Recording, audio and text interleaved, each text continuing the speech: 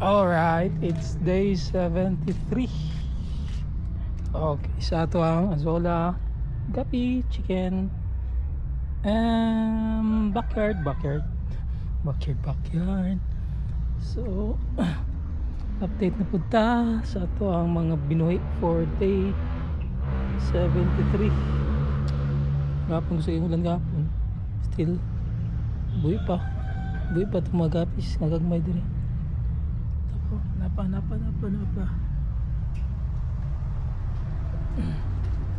So diri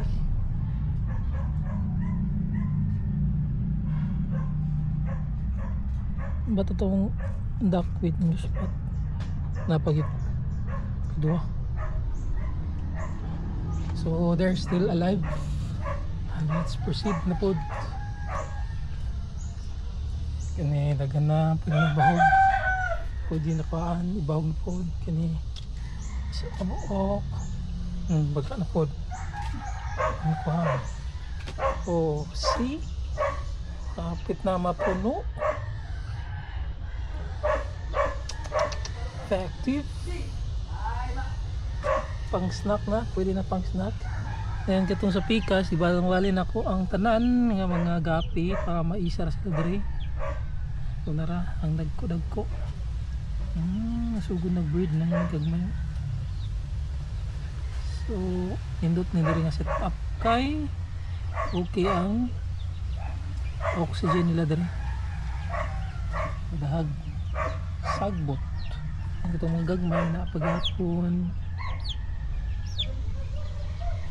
mga blue musco apada blue musco yapon guyag na transfer dayon dako na itong mga chicks busog kaayo yapon panalisan yung mga talisay init kay ininang morning wala nagkuan init so anong panahon ganina karon lang ni init mga chops dire then mga ay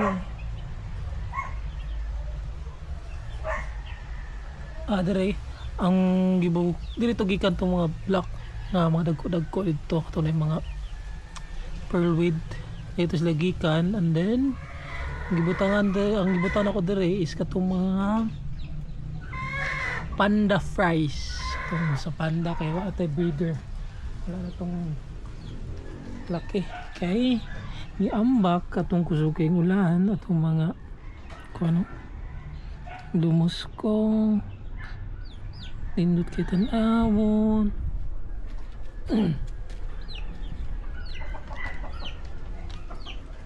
painit ko sila yung mga blacks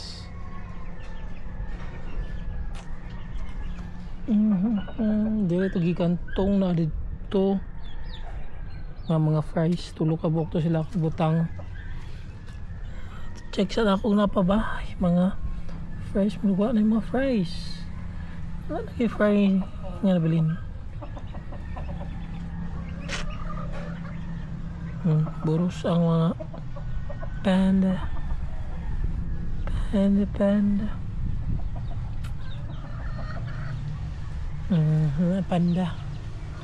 hindi init sila hadlok ay di man akong itlog siya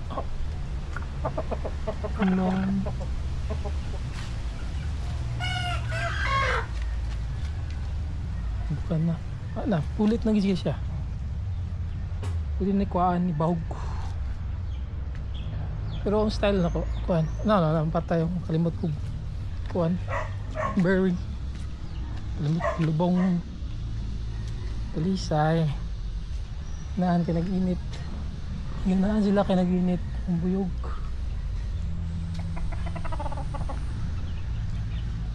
ganang nahimog breeder dayon wala na ibahog dire naulian na kaya init na sayang sa mga kuano matyan yun sila ilan na patay tulo Ayan, ibag. Halos bain naman lang. Nailaki isa.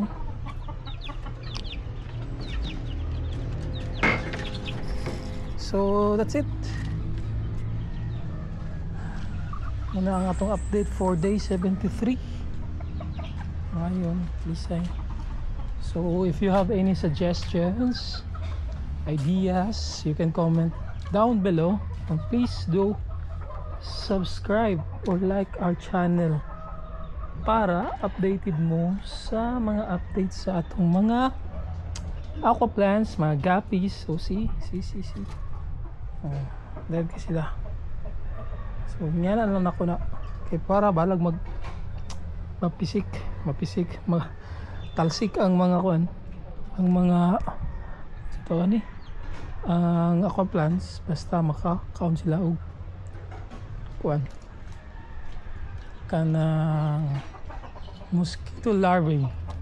So that's all for today's videos, and thanks for watching, and God bless everyone, and bye bye.